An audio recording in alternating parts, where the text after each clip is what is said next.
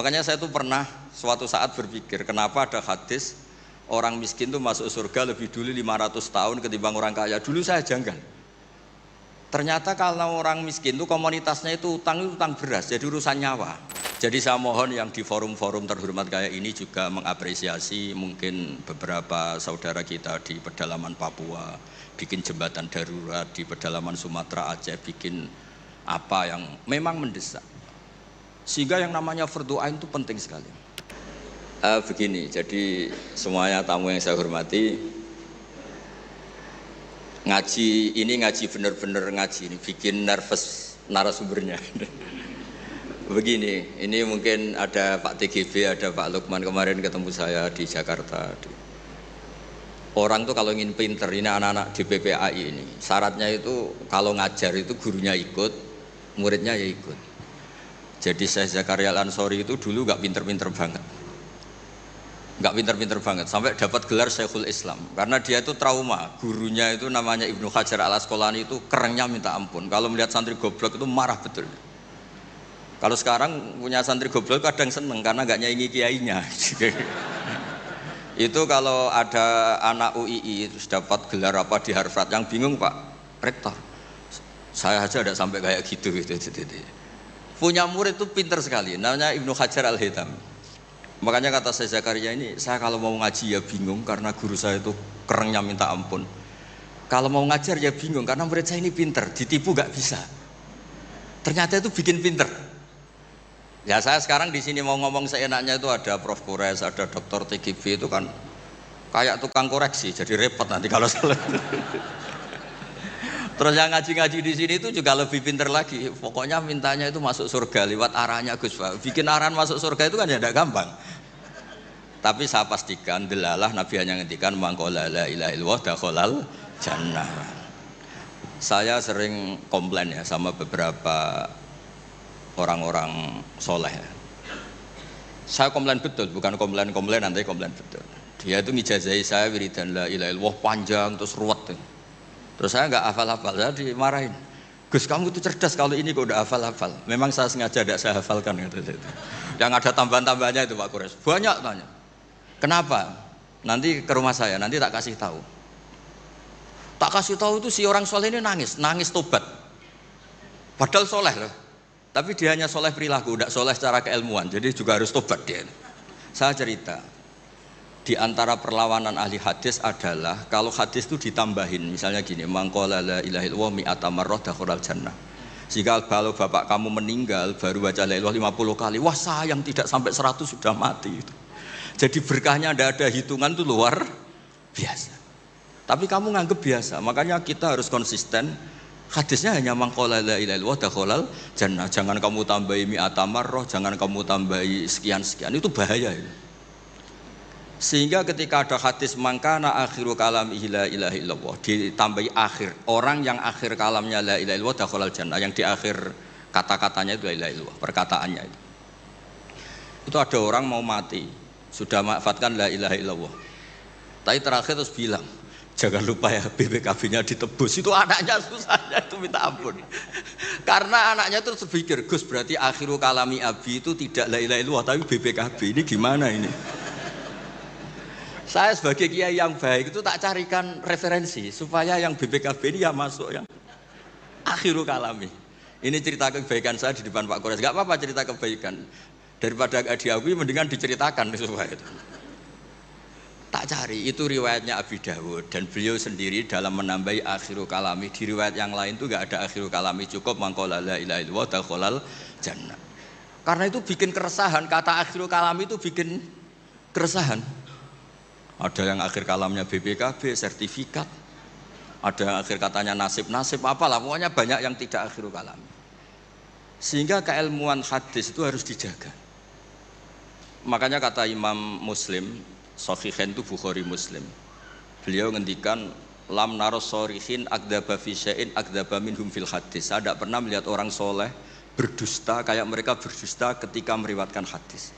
Ini penting saya utarakan supaya orang itu gak gampang terjebak sama riwayat-riwayat gak jelas. Tafsir itu menjadi kacau itu gara-gara riwayat-riwayat yang tidak jelas. Maka ini ada Prof Kures yang sangat-sangat menekuni tafsir. Jadi penting. Jadi mengkhidmati orang Islam itu dimulai dari cara pandang. Kenapa saya menjadi orang baik? Itu sederhana sebetulnya, karena mengakui hukum. Saya ini memang kalau diundang jarang mau, kecuali ada teror-teror tertentu. Karena merasa tua, merasa rektor apalah yang bisa dipakai neror itu. Ya, terserah. Yang penting bisa ada. Termasuk TGB, kemarin itu datang ke rumah saya, tapi saya sudah bilang pasti tidak ikhlas. Ternyata betul, undang saya. Terserahlah teror itu apa. Saya enggak, ini supaya kalian tahu ilmu itu penting, ilmu itu penting. Saya termasuk orang yang berkeyakinan, saya ini hebat kiai-kiai kampung, saya sering datang ke kiai-kiai, tapi pas enggak acara, saya cilik kiai kampung. Saya dengan kamu itu hebat kamu, kenapa? Saya ini ngajar tafsir kayak tafsir Munir, tafsir Tobari, itu tidak fardu ain. Kamu di kampung bikin madin, ngajarin aqaid khamsin itu fardu ain. Ganjarannya orang yang melakukan fardu ain itu lebih keren dibanding yang melakukan fardu kifayah. Jadi kamu lebih hebat dibanding saya. Dia tawadhu, tapi memang bisa saya gitu enggak, tetap lebih hebat. Ini penting supaya ada penghormatan kita pada kiai-kiai kampung, kan yang dilakukan itu selalu fardu ain.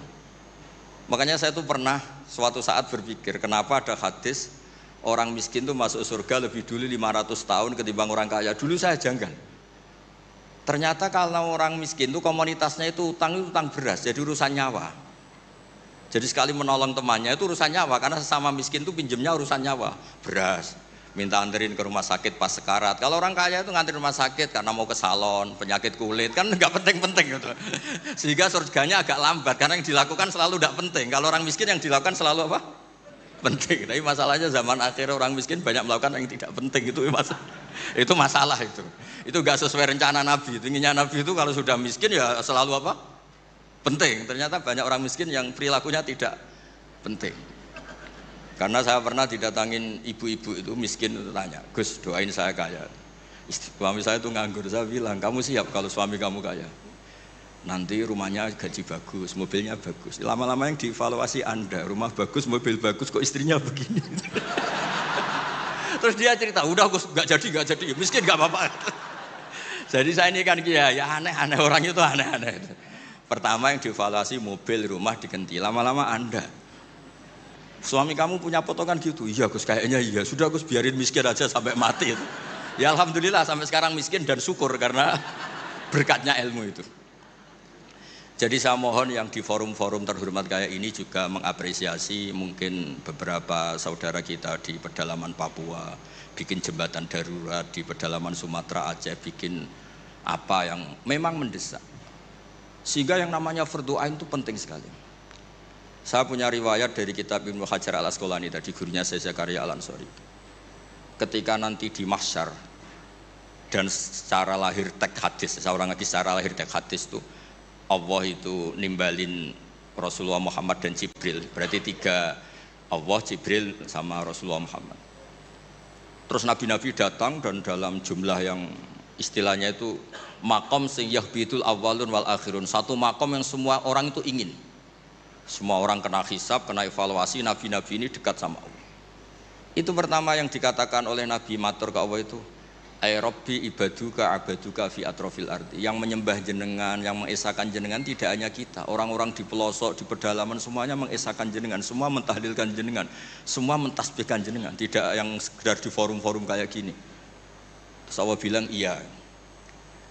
Nah sekarang itu krisis keilmuan karena agama ini diambil oleh, ya bisa dikatakan hal-hal yang besar, kayak acara-acara yang besar apa. Meskipun ini pas acara besar, justru itu saya fair ngomong ini supaya sama-sama ingat. Jadi yang dikatakan agama itu nuroy yamsi bihi finnas, menjadi nur yang menyinari hati manusia. Bukan tentang ormas besar, masjid besar, kampus besar, itu bagian dari itu. Tapi ini bukan segala-galanya. Sehingga semua orang itu perasaan hubungannya dengan Allah itu privat. Tidak diambil alih oleh ormas besar atau lembaga besar atau komunitas besar. Ini penting supaya orang itu merasa bagian dari hamba Allah. Makanya ada munajat, ada beberapa ibadah yang tidak disunatkan jamaah. Ini kan unik, Islam itu mengharuskan jamaah. Tapi ada ibadah-ibadah yang malah tidak disunatkan jamaah, sehingga orang hubungannya dengan Allah itu asik. Terus kedua, ini terakhir nanti Pak Goras yang cerita panjang lebar. perilaku ilmu itu di atas perilaku ibadah. Dulu Masjid Haram tuh keren.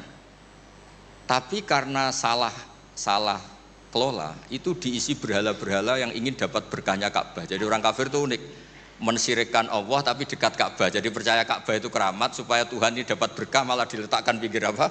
Ka'bah. Jumlahnya 360 berhala. Tapi di saat yang sama orang kafir itu jumawa, mereka ini orang-orang baik. Buktinya menjadi sadanatul bait, menjadi pelayan-pelayan Ka'bah.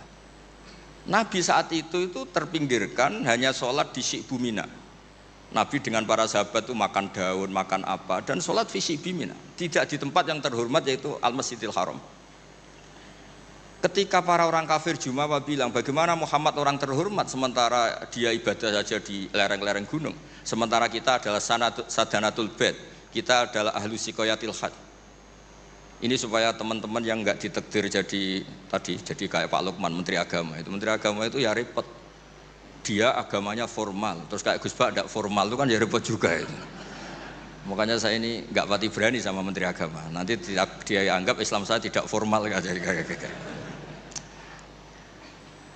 Itu terus Allah ngendikan aja'altum siqayatal haji wa imaratal masjidil haram kaman amana billahi wal yaumil akhir wa jahada.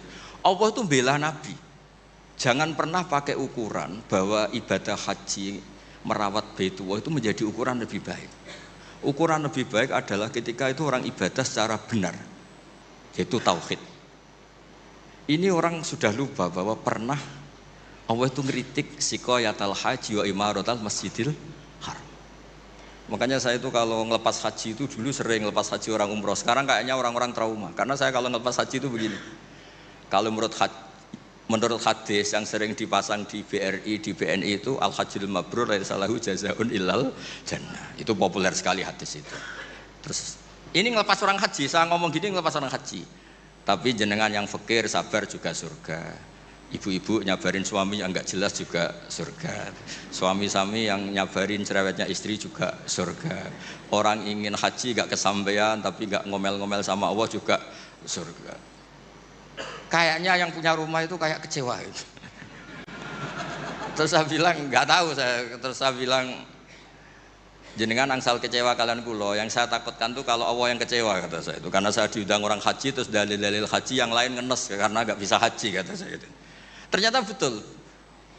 Hampir semua yang hadir itu ngapresiasi saya. Gus matur nuwun Gus. Biasanya kiai-kiai itu kalau diundang untuk haji, dalilnya haji terus bikin kita nelongso, bikin kita tersiksa karena kayak yang masuk surga itu yang haji saja kita ada masuk surga. Semenjak itu sudah terkenal. Jangan undang Gus Bak kalau ngelepas haji kan. Saya itu punya kitab makalahnya Abdul Hasan Asyadili yang menjadi Thariqah Asyadili yang terkenal itu. La tansur ilmaka liyusaddiqakan nas walakin insur ilmaka liyusaddiqaka Allah. Kamu jangan pernah menyebarkan ilmu supaya diapresiasi manusia, tapi sebarkan ilmu supaya diapresiasi Allah Subhanahu wa taala.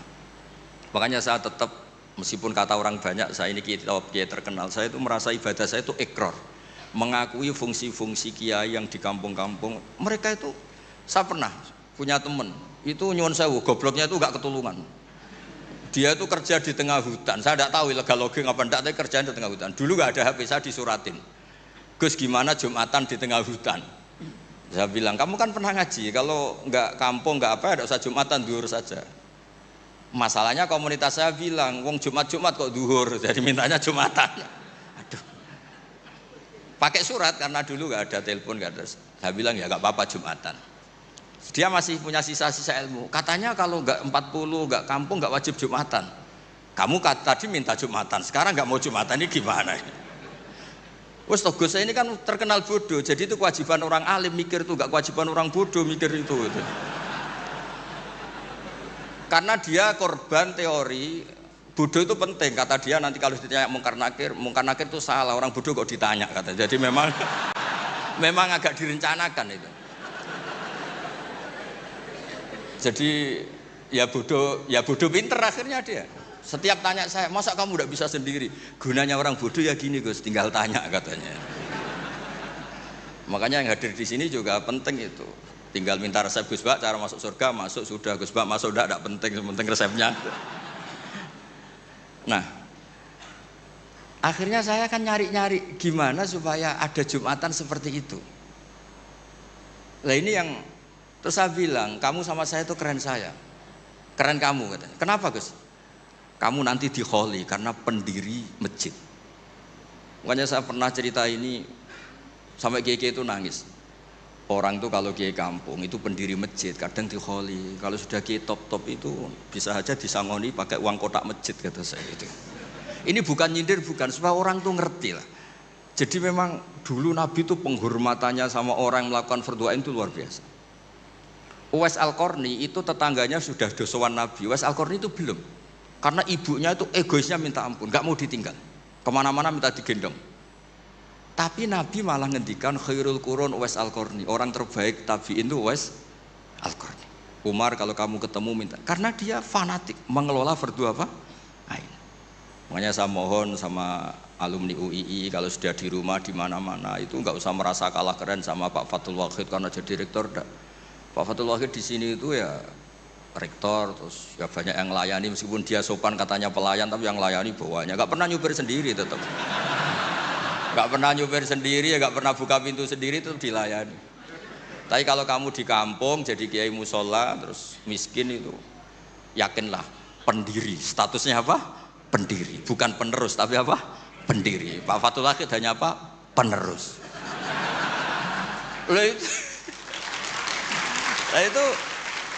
Lah kacaunya kiai kampung setelah tak kasih tahu gitu, memang bener-bener sama saya terus nggak sopan. Waduh. Ya tapi saya ikhlas lah atas nama ilmu. Bener-bener nggak sopan. Waduh ini ya. Sopannya itu pendak kalau dia iskal hukum karena sinaune serius saya tanya, Gus ini hukumnya gimana? Akhirnya sopan lagi. Dia agak bisa, ilmunya agak cukup untuk menjawab. Ya tapi apapun itu yang namanya ngaji itu pengakuan ikrar ya. Jadi penting, makanya kan diantara hebatnya Rasulullah SAW itu kata Imam Ghazali, nggak ada pemimpin justru kena khitab wakhfid janahaka liman ittaba'aka minal mu'minin. Muhammad, kamu harus merendahkan diri kamu liman ittaba'aka, sama orang yang ikut kamu, sama santri kamu, sama orang yang percaya sama kamu. Kayak apa Allah mendidik kekasihnya. Jadi yang disuruh sopan malah nabinya. Jadi kalau andekan di era modern Pak Fathul Wahid yang sopan sama mahasiswa itu yang penopang kampus. Kayak apa? Makanya kata Imam Ghazali, andekan mental ta'azzus atau takabur, andekan keangkuhan itu hal yang baik. Lama amarallahu ta'ala habibahu biqauli ta'ala wakhfid janahaka limanit taba'aka minal mu'minin. Nah tentang visi ya, visi itu gampangnya tadi. Agama ini kan menentukan halal haram. Zaman apapun, teknologi apapun, mesti pertanyaannya ini kalau baik ya halal, kalau buruk ya haram.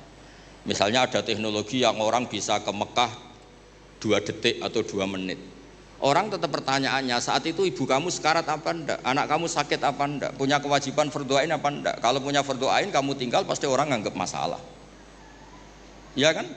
Apapun kayak kamu, teknologi mutakhir kayak apa? Ya seperti misalnya peristiwa kamu pejabat, pas daerah kamu ada musibah banjir, kamu tinggal iktikaf di Ka'bah, tetap orang nggak anggap iktikaf itu ngawur itu mesti orang itu. Karena meninggalkan fardhu apa? Ain.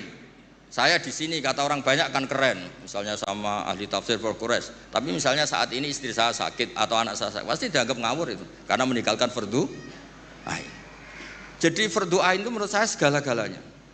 Makanya saya sering ngaji di majelis saya itu saya sering cerita, kata Allah dalam hadis qudsi, ma taqarraba ilayya abdi bisyai'in ahabba ilayya mimma aftaradtuhu alaih. Tidak ada ibadah yang paling saya sukai sebagaimana ibadah orang melakukan fardhu. Jadi fardhu ain ini adalah konstitusi.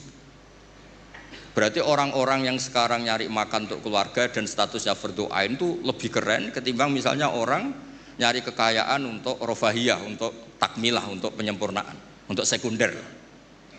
Nah di sini pentingnya peletakan hadis. Orang miskin itu masuk surga lebih dulu 500 tahun ketimbang orang kaya. Tapi saya bilang ke santri-santri saya, tapi jangan kamu berpikir kalau Bilal itu surganya lebih dulu ketimbang Abu Bakar. Karena Abu Bakar ini jauh punya kebaikan di luar kebaikan sabar sama miskin, yaitu fungsinya menjadi pondasi Islam, yaitu Abu Bakar. Kalau ingin menjadi orang miskin yang cepat masuk surga tadi, semua perilaku Anda adalah fardu ain. Wah, semua perilaku Anda adalah fardu. Itu kan ya berat. Ya jadi saya mohon masalah teknologi, masalah apa, yakinlah sama Islam, pasti hukum tertingginya itu kalau maslahat ya baik, kalau madarat ya haram. Sehingga kamu nggak usah. Misalnya ada orang pakar bom, bisa punya bom yang satu kali ledakan bisa menghancurkan dunia.